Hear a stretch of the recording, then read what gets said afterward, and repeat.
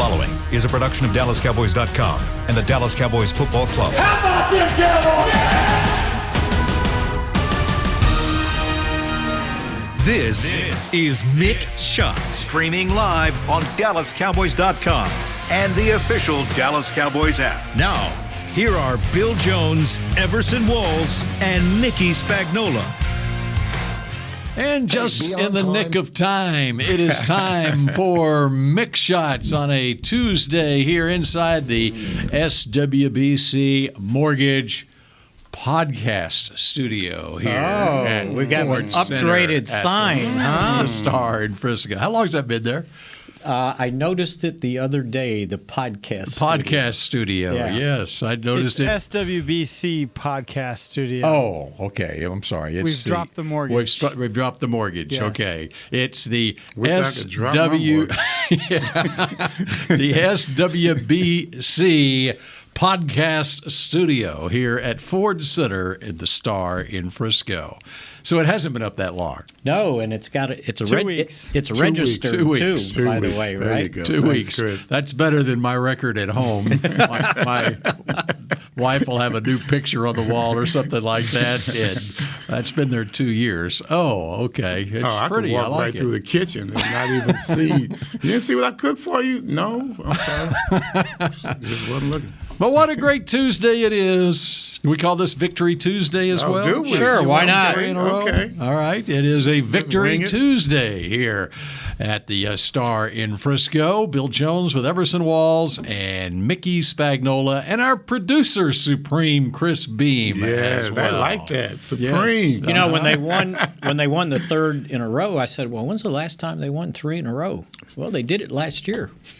We just don't remember. Yeah, towards the end of the season. Wow. That's after we had We checked actually out. played some good defense at the end of the season. Or maybe it was 2019. I don't remember. Oh, yeah. We actually did. And so that was Everson's alarm going off as just to remind him he needs to show up for Mick On Shots. time, yeah. As Mickey goes to his media guy trying to confirm exactly what it is he just said. And 3 in a row. 3 in a row last Cincinnati, year. San Francisco, and Philadelphia. How many backup quarterbacks were there that they played against during that stretch? During that stretch? Well, Cincinnati was. for sure. Mm-hmm. San Francisco, Garoppolo was out. Let's go with it. And then Jalen Philadelphia started Hurts. That's right. But he was the starter. He wasn't the backup. But he was originally the Yes. backup. But they But see, named him we the starter. forget at the end of the season last year, like you say, 3 in a row, we played some good defense last year. And got the takeaways. Got the takeaways. That set the tone for the takeaways Isn't that this something? year. But where's the defensive coordinator? I mean, I'm sure, Dick's son is back there. Mike is like, what happened to me? Everybody just looking at me as the bad guy, the wicked witch. Now didn't have time enough to turn it around. Yeah. Yeah. All right. I ended yesterday's show talking about the the option pitch Zeke to Tony Pollard. Yes. That clinched the victory on Sunday, and it wasn't the first time in Cowboys history that they, in fact, had a game-winning play against the Carolina Panthers, the same play. It was 2003. They did the same thing. It was in the fourth quarter it was a 17-17 game at the time, and Richie Anderson with a pitch to Avion Kaysen, 16 yards for the go-ahead touchdown. Tell me we have that. But What? Okay. you missed one from last year. Well, wait a second. You going to get to that? Not against the Carolina Panthers, was it? No, not against the Carolina That's Panthers. that's the crazy thing about it. It was exact same against the teams. Carolina Panthers. And Chris Beam, our producer supreme, claims that he remembers that play in 2003. And so he found it, right? Well, he may not have found it, but he Not yet. You've had 24 hours, sir. He says he remembers that play, don't you, Chris Beam? I do. Yeah. And so, where was the game played? It was at Texas Stadium. Now, when he was in here earlier, he said it was played at Carolina. Oh, okay. Well, no, but I had to think about it because we played Carolina that year in the playoffs. In the playoffs, that's right. Carolina. That's But right. This was the first game. Yeah, that was in Yes. November meeting. And Carolina had a very good team, obviously, that year. They went to the Super Bowl that year. They were 8-2, came into Texas Stadium. It was the Sunday before Thanksgiving. And what do you remember about that play, Chris Beam? What I told Bill, I said, what I remember is the play ran towards our sideline. We were going, on your broadcast, we were going left to right.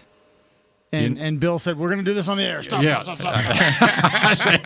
We're not having this conversation now. We're going to have this conversation on the air. We're not going to waste it. We're not going to waste it before we get on the air.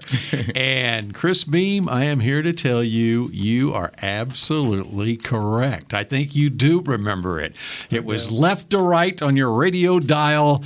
It was and the play, instead of, this one went to the right, of course. Okay. And that one went to the left. Richie Anderson pitching to Avion Kaysen. Now, Mickey is dying to fill us in on something 18 years ago, huh? It was 18 years ago, 2003. They unearthed it and said, oh, look at that play. And I think they probably did not unearth it then. No, they didn't, because Kellen Moore spoiled your 18-year history because he pointed out that they ran that play last year against Minnesota, only Zeke pitched it to CeeDee Lamb, who was lined up in the backfield. Yeah.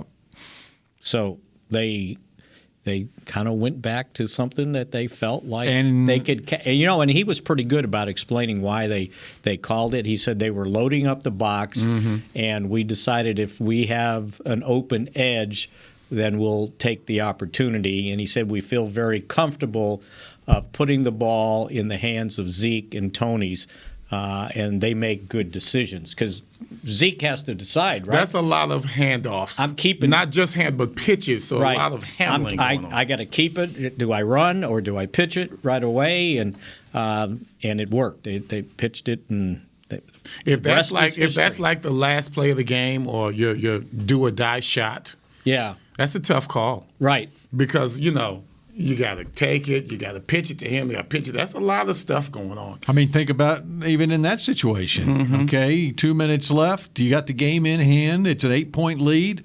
I mean, what if that defensive end bats that ball away and they got a loose football and they scoop and score? And we be dogging Kellen Moore right now. Yeah, what do you call something like that? There's too much stuff going on. They're flipping the ball all over the place. They should have used it for the 2-point conversion. There you go. When you only needed 1 yard. Think we'll see it again? I think we will. And no. What's going to happen? We're going to do just like Kansas City does. Mahomes gets down there with the shovel pass and all of that. And then this time, instead of getting it to Kelsey, he pitched it. He didn't go like this. Kelsey went that way. Here comes another running back. I guess he had come from the other side of the ball, and he just kind of pitches it to him underhand.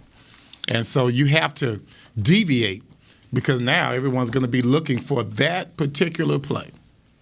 So the other play that Kellen Moore talked about was the touchdown pass to Amari Cooper. And they were asking him, you made some adjustments, and it's like, I think he thought maybe they drew up a fancy play at halftime.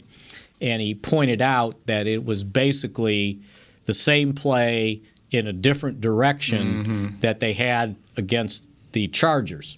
You remember the play that Amari and Tony Romo saw it right away. He threw a pass over the middle 20 yards to, I believe it was Blake Jarwin. And Amari Cooper on the far left was 5 yards behind the DB, right? And so he pointed out that, sometimes the quarterback, he sees he's got Amari, right? But he sees also the guy's wide open over the middle with his hands up in the air like, throw me the ball. Right. And your instinct is, okay, I'm going there. Because that's the most brief. So this time they motioned Cooper from left to right. And he looks over the middle, and Dalton Schultz, same thing, 20 yards down the field, wide open. And he held it until Amari made the turn. I went back and looked at it. He threw the ball when Amari Cooper was on the 20-yard line, and he caught it at the goal line. Yep. And he saw he had a step, and it was like, and Dak I think, said it to him because he told Amari, "Okay, I owe you one." So he said, "Okay, there's the one I owe you."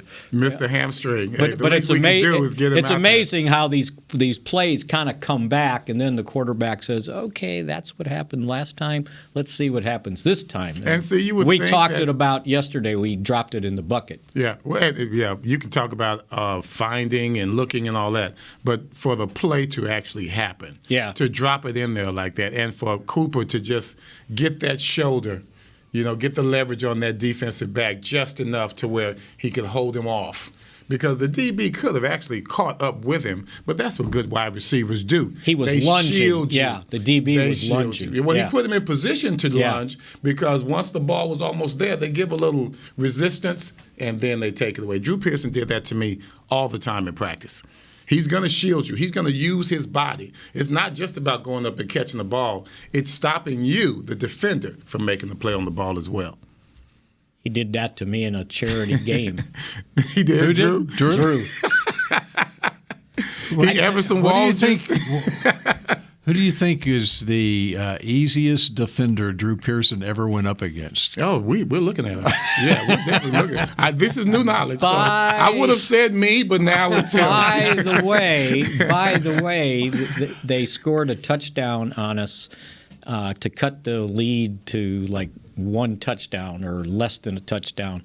And they went for two. Well, they had to go for two. There was no kicking, right? And Rodgers was thrown to Drew. Of course. I knocked that ball down. Oh, no, you did. Yes, I did. Oh, okay. So when they got the ball back, I was young, right? And I didn't realize that this is a setup. They got to win, right? And the last pass is going to go to Drew. And so, of course it is. It's a Hail Mary. We line up, and the guy that's in charge of our touch football team said, "Don't move." No, he said, "Go cover Drew." And I said, "Okay." So I go out there. They wanted to make sure they scored. They set him up. Yeah, oh no, my wait. Goodness. It's worse than that. Oh, wow. So I go out there. And now there's no safety. Everybody's at the line of scrimmage, right? So the defense is in on it. Yeah. Oh, yeah. Oh, they my were. God. So I ran with him to the goal line, and the ball's coming. And it's getting bigger and bigger. And I'm getting ready to go up, and all of a sudden I feel this big hand come on my shoulder and push me down so he could catch the ball and spike it in. We win. Big hands. Yeah, he's got to do his spike. Yeah. Yeah. I said, the ball. It was a setup. The ball was getting bigger and bigger. Yes, it was. And Mickey was getting smaller and smaller. Your chances were getting smaller and smaller as well. It's like they were going to get back at me for knocking down that 2-point conversion. What game was this? It was a charity game. How long ago? That's the thing. 85, 86. Okay, I was going to say, you out there running around like that? It was at that football stadium field in Farmers Branch. Yes. There's I forgot Lowe's. Yeah. We played out there. On turf. That's AstroTurf. Yeah. Mm-hmm. That's where we go practice when we had the rainouts. And that's right. You did. That's right. Lowe's, it was iced field. up. Yeah. And then when they were at the ranch later on, they went and practiced at the field in Carrollton when it was bad weather.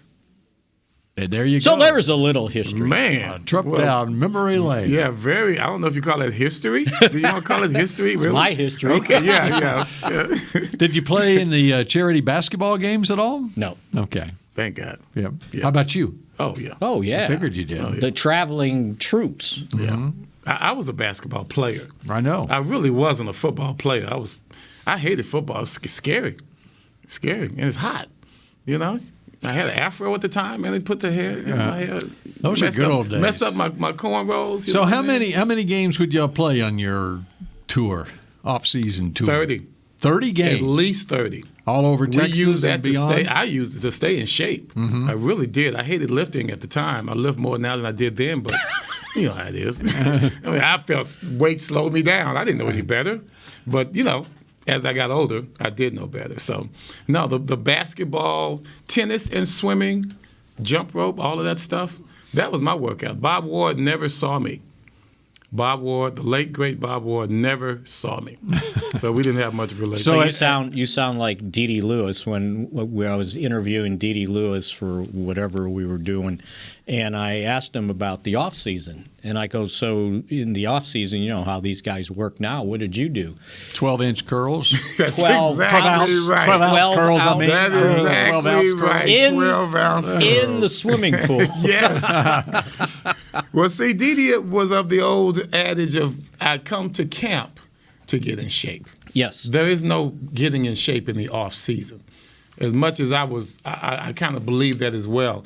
The workouts I did, they were fun. It was recreational. I mean, we still got in shape because I did a lot of it. But it was mostly, I used it as a mental recreation and just get away from football itself. Yeah. No, why not? In college, we graduated to 16-ounce curls. And they were cheap beer, too. That's right. That 3-2 beer at Oklahoma. Yeah. Colt 45s? Or? Yeah, they needed 16 ounces because it was a less right. percentage Yeah, alcohol. That's right. They did a little math. They measured it up, to where it all came So out. that was all the time, right? Yeah. 32 in Oklahoma? Yeah, 3-2 beer. In Missouri, only on Sunday, 3-2. You couldn't get a full beer on Sunday. They switched out all No the beer. way. Yes, they did. It was 3-2 on Sunday that's why I've never in the been to Missouri. in the grocery stores. Yes. That's crazy. That is. At least they sold it on Sunday. Yeah, that's true. That's true. Because we're still dealing with that now. Yeah, right. Well, afternoon, right? Afternoon, You know, yeah. they did that in Chicago, by the way. They That didn't go wouldn't well. sell beer at the ballparks Yeah. until afternoon. So if you ever went to like a Cubs doubleheader and they started like the game at noon, all the vendors would be standing at the top of the steps, and as soon as the church bell rang, they all came running down, right? And one time I was there, and some guy stood up and he goes, "I'll take the whole case." That's a good one. All right, we're just getting started on this edition. Yes. Way to talk Cowboys. And, well, it's a perfect name for the show. I'm gonna have to Mick put that- Shots. That's right. And Mick Shots continues man. in a moment. Honey, big news. Gary, are you okay? Oh, I'm not Gary anymore. I'm Jackie Flash. What? See, I want the latest smartphone, but the best deals are only for new customers. So, to get a new customer deal, I changed my name to Jackie Flash. Okay, but the best smartphone deals at AT&T are for everyone, new and existing customers. That's huge. Then guess who's getting a deal? Is it Jackie Flash? Jackie Flash. It's not complicated. At AT&T, our best smartphone deals are for everyone. Restrictions apply. Visit att.com for details. The Cowboys way, where 16 Hall of Famers and 5 championships shows us what success looks like. Where turkey is always the second best part of Thanksgiving Day. Where we are all defined by one single thing, the star. Where we as fans know it's our job to keep the tradition going. Bank of America is proud to be the official bank of the Dallas Cowboys and to support the quest of living life the Cowboys way. Copyright 2020, Bank of America Corporation. Hey Cowboys fans, ready to spice up your next watch party? Bring Yo Quiero guacamole and be the game day hero. Yo Quiero means I want, and we know you want great, fresh-tasting, ready-to-serve guacamole for your home gating and tailgating events. Made with real avocados and the perfect blend of spices, it will be the star of any party. You can find us at your local Albertsons or Tom Thumb in the deli section. If you can't find it, talk to your store manager and tell them, Yo Quiero guacamole. It's game day. You know what that means. First, kebab prep. Steak, pepper, onion, steak, pepper, onion. Next, a counterclockwise lap around the room. Now the lucky grease-stained jersey goes on. And lastly, the dance. You know the one. This is a game day ritual no matter where you are. Whether you're traveling to the game or watching from your favorite vacation spot, book a place to stay on Hotels.com and keep the tradition alive and well. Hotels.com, proud partner of the Dallas Cowboys. Back to Mick Shots. Be the first to receive new offers, event info, and more when you sign up to receive text messages from the team. Text Cowboys to NFLDAL, that's 635325 to receive 10% off your next Pro Shop order. Messages frequency may vary. Message and data rates may apply. What the hell do you put that on there for? Hey, man. This is what you asked for. Okay, this is what you get paid for. Message you had no complaints yesterday. Day before you were balling. Now you mess up all of a sudden. You're going to blame the material. That's like breaking your golf club. Blame the scriptwriter now. Message frequency. That's their fault. What was that phone number again? Text to 635-325 NFLDAL. That's what it says. That seems like too many. It does. Too many numbers. But Well, they no, do it's that. not a phone number. It's a text message. Okay, still. Gotcha. Still. Okay. Well, even the phone number goes. Even the phone number, it'll extend. Right? The phone number still extend. And you just that dial must it be out. one of those numbers that I get for extend my car warranty. Yeah, there you go. All right, this breaking news from the National Football League. The Washington football team is signing kicker Chris Blewett to its practice squad. Yeah, is there a worse name for a kicker? Jeez. Oh, he kicked last year. I remember. We yeah. said, oh, yeah, Blewett. But you want Washington to sign that kicker. You got to change your name. You do. Did they get another trainer? He's suspended. They need another trainer. Yep.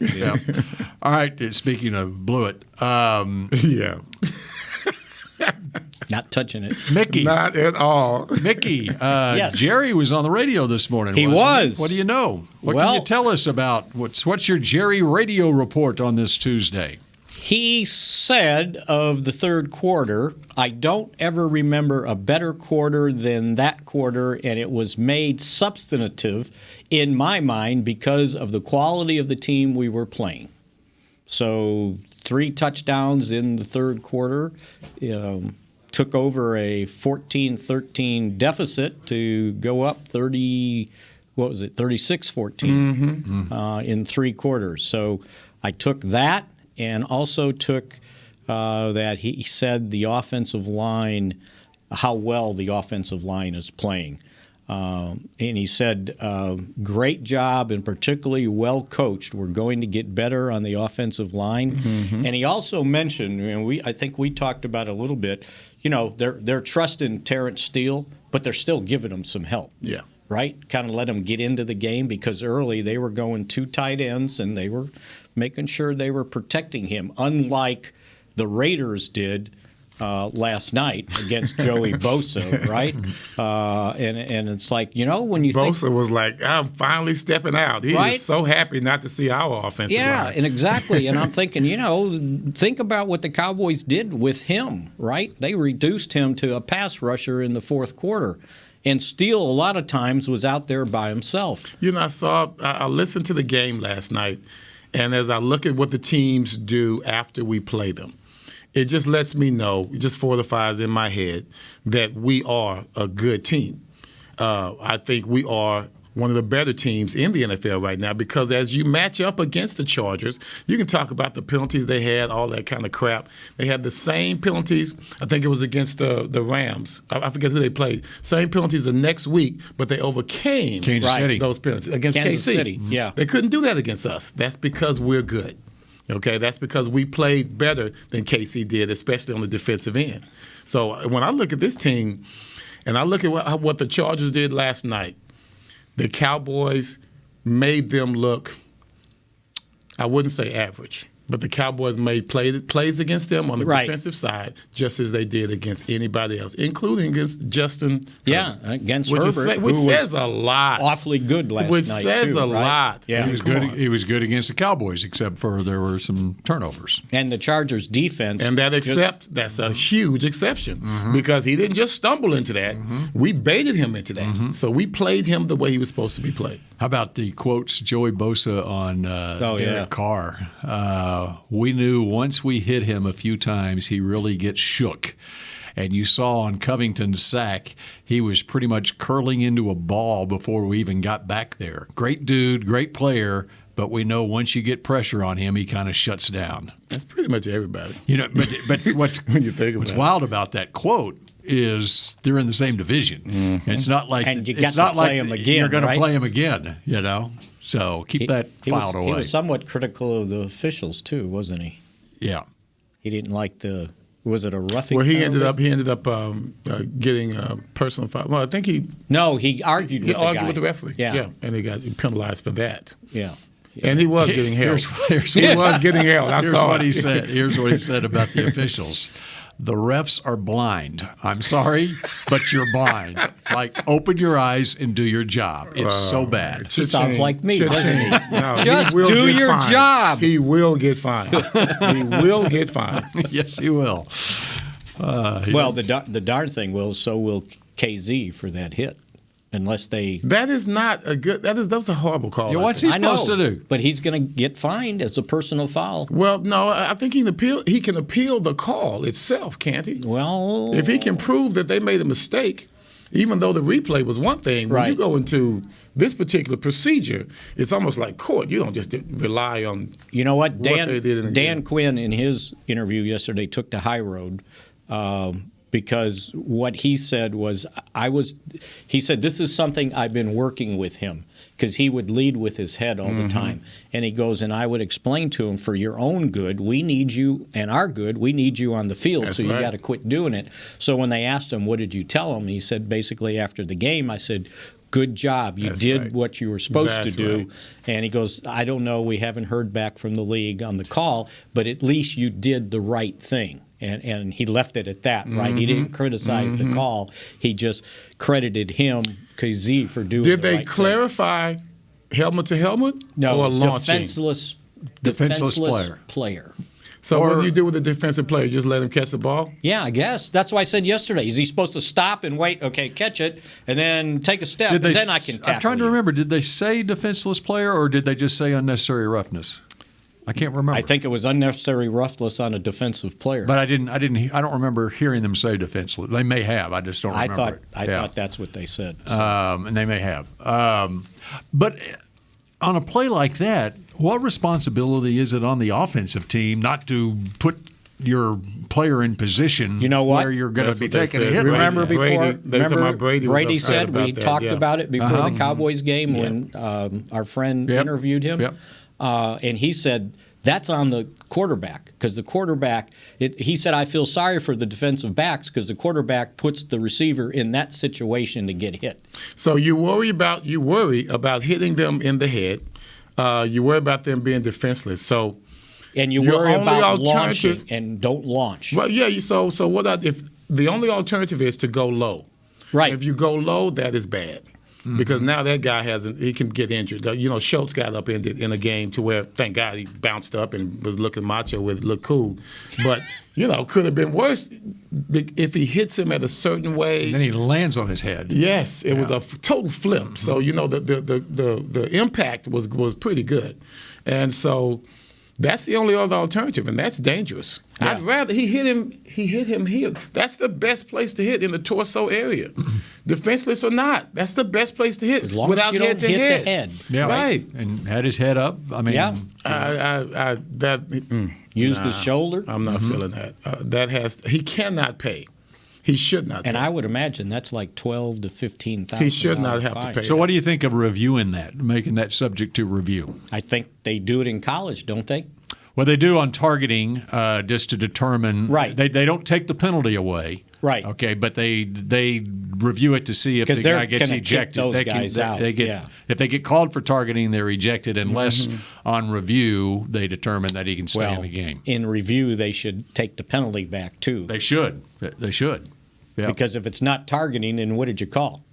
But in the NFL, okay, let's make it subject to review. Yeah. But I think it's how they word it. Like you said, he said defenseless. Can you review defenseless? Yeah. You can review defenseless. You should, I say. Okay. No, yeah. But you can always say it's launching, though, because the guy's jumping every time. He didn't say that. Yeah. The referee off the field in the booth, he said that. He said that's the only thing that I can see. That's what Greg Olson. That's what Greg Olson actually said. Greg Olson said that. He said the only thing I can see is maybe they could say launching, but he wasn't convinced that it was even. And even McCarthy skirted the issue yesterday too. By the way, when he did his press conference, and they asked him about, or Todd Archer asked him about it and said, from my point of view, this, and this, right? And McCarthy says, I approve that article. You said it, I didn't. And then he went on. And then he went on to basically point out that, was it him or somebody else after the game? The official that was closest, I think Mike said it after the game. The official that was closest to the play didn't call it. The two guys across the field that weren't close were the ones that threw their If flags. you hit somebody too hard, you're going to get a flag. Yeah. That's just it. So, Kazee, I think I'm bigger than he is. So you are? Yeah. So just think if he was a linebacker, just think if it was a more violent hit, which it could have been, it might get kicked out of the game. So basically, as you're watching a game, any play where you say "ooh" like that, there's a flag. Yeah, because the crowd themselves could influence the referees. Like, whoa, and the refs like, "Ooh, I gotta call something on that." Any wild hit. Any wild hit is a penalty. 5'11", 174. Wow. He's 174 pounds? That's what it says. Wow. He's got to be cagey. He's a good player. He's smart. Yeah. For that to be at that size, to be that relevant. 7 picks before he got here. That's pretty good. Okay, what do you want to talk about when we come back here on Mick Shots? Well, give me a tease. Let me see what I got here. I got a whole bunch of notes. You do? That's the tease. How about that? More shots to come. Next on Mick Shots. At Smoothie King, we are blending goodness to fuel your greatness. Every blend is crafted to help you achieve your health and fitness goals. Smoothie King uses only whole fruits and organic veggies. You'll never find sugary syrups or artificial flavors, colors, or preservatives.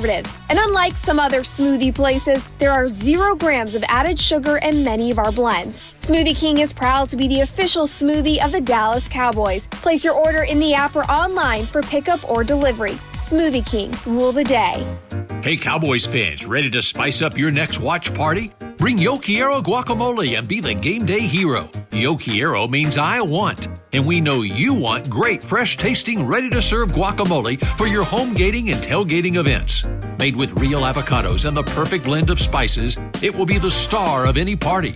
You can find us at your local Albertsons or Tom Thumb in the deli section. If you can't find it, talk to your store manager and tell them, Yo Quiero guacamole. The Cowboys way, where 16 Hall of Famers and 5 championships shows us what success looks like. Where turkey is always the second best part of Thanksgiving Day. Where we are all defined by one single thing, the star. Where we as fans know it's our job to keep the tradition going. Bank of America is proud to be the official bank of the Dallas Cowboys and to support the quest of living life the Cowboys way. Copyright 2020, Bank of America Corporation. Hi, I'm Clint Tillison with United Ag and Turf. Before you can park yourself in front of the game, park yourself in a John Deere and power through your chores. Our Land Run package is a 1025R, 25 horsepower tractor with a loader, rotary cutter, and a box blade for $229 a month. And the price you see is the price you'll pay, no surprises. So don't miss another kickoff. Visit UnitedAgAndTurf.com. Offer ends February 1st, 2021. Restrictions apply. See dealer for details. Now let's get to work. Back to Mick Shots. Download the official app of the Dallas Cowboys to get access to in-market game broadcasts, mobile tickets, daily podcasts, live pregame and postgame shows, game updates, and more. Download the app or Google Play stores. Download in the app or Google Play stores. That was very uneven there, buddy. Yeah, well, that deep breath, buddy. Just kept going. You were really balling there earlier this week. You were. This concerns me because we've made the determination that Mickey is going to continue to do the reads until the Cowboys lose a game. And right now, we're kind of suffering in that since decision. He's teetering a little bit here. 3 straight's a lot, teetering. Right? Teetering. You got some outside influences, man. What's going on, brother? Okay, so when's the last time they won 4 straight? Okay. 4 straight? That'd have to be 16. 2018, they won 5 straight. 5 in a row in 2018. To get to 10-6 and win the division. Mm-hmm. To close out the season, they won 5?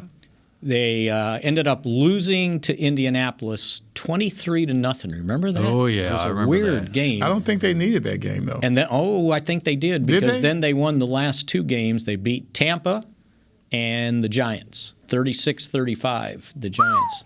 So they won 7 of their last 8. And I think the way we looked at it, it was good that they lost to Indianapolis because you don't want to be on an 8-game winning streak going into the playoffs because the more you win, the closer you are to losing, right? And so they were going to set themselves up for postseason success. So winning those last 2 were good. Winning those last 2. Yeah, that was getting back on track. But think about it. You wanted to get a loss in there. Momentum. Yeah, they won 7 of the last 8, which means they were 3-5 to start the season. I remember the season. You remember because they were firing Garrett, right? Yeah. And then they turned it around. That's right. They won. And then they won the first playoff game. So that's 8 of 9. Mm-hmm. And then that was a wild card. Got wiped out by the Rams because they ran for 273 yards with a running back I had never heard of. The guy off his couch. Yeah.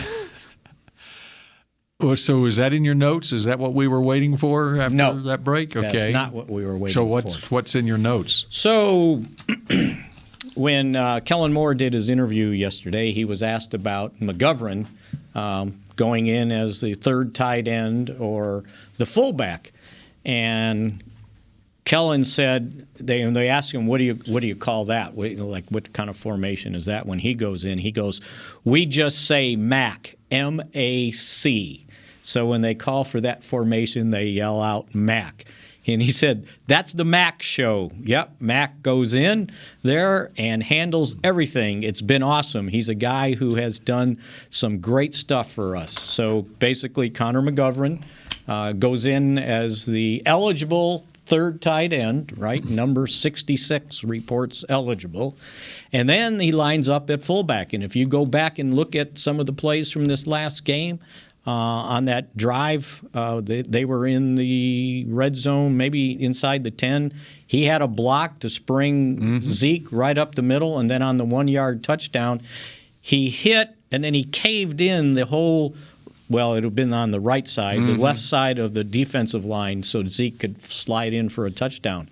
He's been doing a pretty good job at it, too, by the way. And you know what? It keeps a guy engaged. You know, he's a backup. He got the start when Zach Martin was out with COVID, and then he goes back to, okay, what do I do? But he's a pretty good athlete.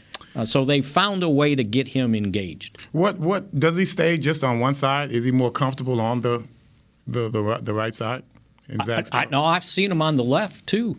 I got to say, man, as much as we're playing offense, and I don't want to mess anything up, especially the offensive line, I think he's better than Connor. Oh, you mean Connor? I thought you meant left or right on the as a tight end. Williams. Oh, okay. I think he's better than Williams. That's what I'm saying. I think he's a little bit stronger. Obviously, he's bigger. Right. And I'm surprised that he didn't challenge him for that starting job. I guess it wasn't up for debate.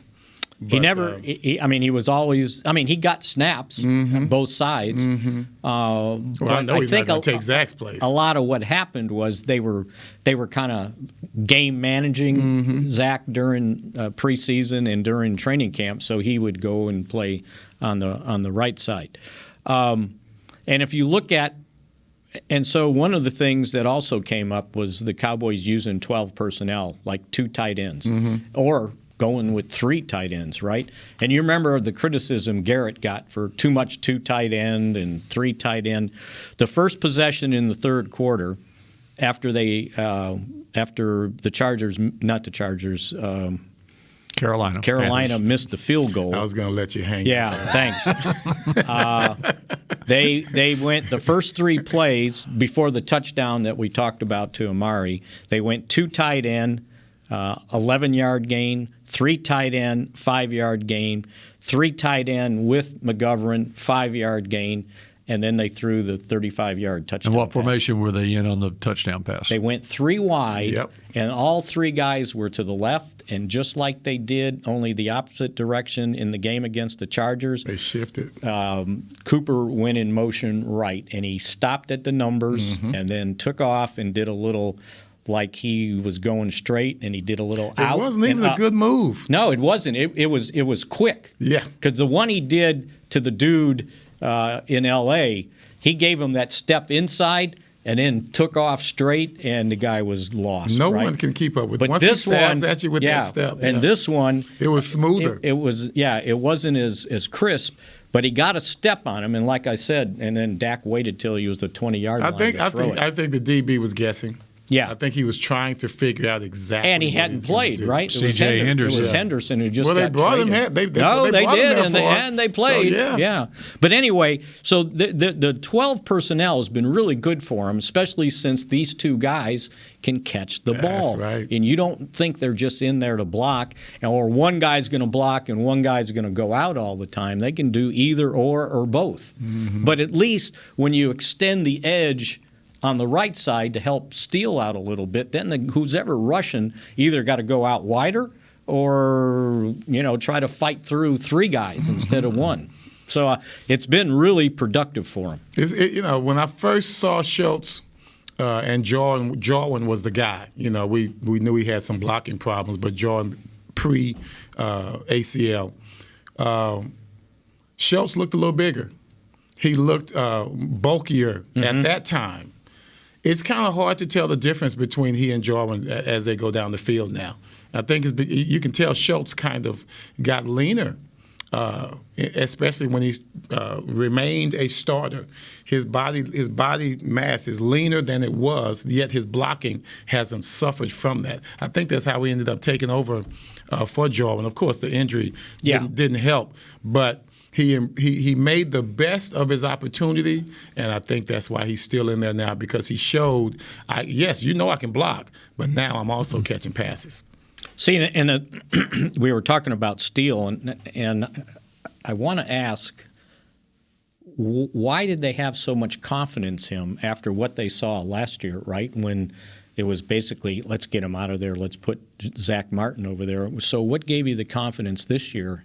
They must have seen something in training camp. Now, he got stronger. Yeah. You think that was the beginning? You think that was the beginning of it? I think. And he was one of the top workout guys in the offseason. He was one of the guys that got an award. Mm-hmm. And so I asked Nate, I said, what do you think is the biggest difference? And he said, well, other than getting stronger, he said he's playing with confidence. He goes, when you're young and you got all this stuff going on out there and you start getting beat and then you start beating yourself up, right? He goes, he's just playing with more confidence out there. And even Kellen Moore said, when you're a young guy and you're not just blocking the guy in front of you 70 times, they're doing all this different stuff. You got to sort through things. And he goes, in your head swimming. Yes. So now when he sets, he's setting like, okay, I'm going to block this guy, right? Not like, oh, no, I got to block this guy, right? And so it sounds like he's playing with more confidence. With some players, it just clicks. Everyone it doesn't, obviously. You wait on a particular player, you draft him in the first round, or whenever you sign him, you bring in a key player. And sometimes it just clicks. Everyone doesn't get it. It's like classwork. Sometimes you get a kid in there, he's got potential. Yeah. But someone has to make him believe that he can do it. And I don't know who lit that fire under him in regards to confidence. Yeah. But someone or something made him say, you know what? That's the way I was at Grambling. I am tired of getting my butt kicked. You know what I mean? I'm just tired. I'm going to do something about this. I'm going to do something about this. So, and that's kind of a person's moment. A lot of them, that's just how it happens. It's kind of like playing tennis, right? Second serve. Yes. And you toss the ball up and you're going, OS, right? Or you're going to toss it up and go, okay, I got this. But it depends on how you can play. Yeah, right. It depends on your second serve, yeah. Yeah. But it's true. If you're believing in yourself, then you're not thinking negatively, right? And so I don't know if somebody's going to finally take advantage of him or what, but he's done pretty good. And I think the other thing is it seems like early in games when they go 12 personnel, okay, let him get settled. Let him get into the game, get into rhythm, and then we'll test him on third down, right? I just think it's important that this culture that we have now, it's not just the interceptions that we've been begging for and the turnovers, but the offensive line's culture has returned. Right. And like me, all together. Yes. To me, it's like this. That's what keeps us in playoff mode. That's what's going to have us going in December. That's what's going to keep us going in that 17th game, into the playoffs. Our offensive line, not the D line, even though I love the pressure that they're putting down.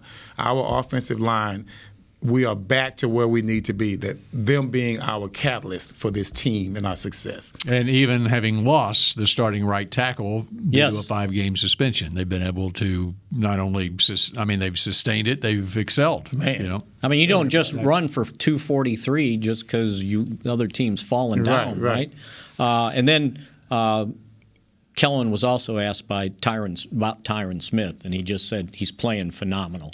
Yeah, man. When it's quiet over there, that's when you know everything's cool. And I went to look for it, and I couldn't find it. He said there was a scramble play that Dak threw the ball to Schultz, and I couldn't. I looked at him and I didn't see it, but he said just go watch that clip, and that'll tell you all you need to know about Kellen. And then when he was talking about Zach. He compared it to the grades they give people, and I don't know about this stuff. This is Kellen or McCarthy? Kellen Moore. Yep. He said, I don't know what the Madden grade is. Like they can give a 99. He goes, so I don't know. He's probably a 98, but in Madden he might be a 99. Yeah, he's playing so well. I heard about these scores. I didn't know. Yeah, I didn't understand either. And McCarthy basically said that he graded as high as you for this game. Graded as high as you could grade it on an offensive guard. And that's not the first time either. Mm-hmm. So some of the other people that supposedly grade. Had them way up there, too. You check out their work every week. Yeah, right. Yeah. All right. Well, I think that does it for this edition of Mick Shots. We're going to, you know what? Don't sleep on these New York Giants. No, we're on to the Giants tomorrow. Okay. You know what? I am on the way out of town tomorrow. What? I will not. Sound like my wife. What?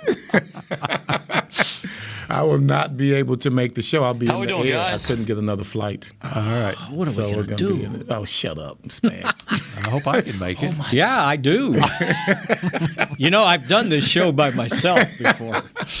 And there's a reason we got others in here with you. Yeah. I'll be here. I don't want that to happen again, right?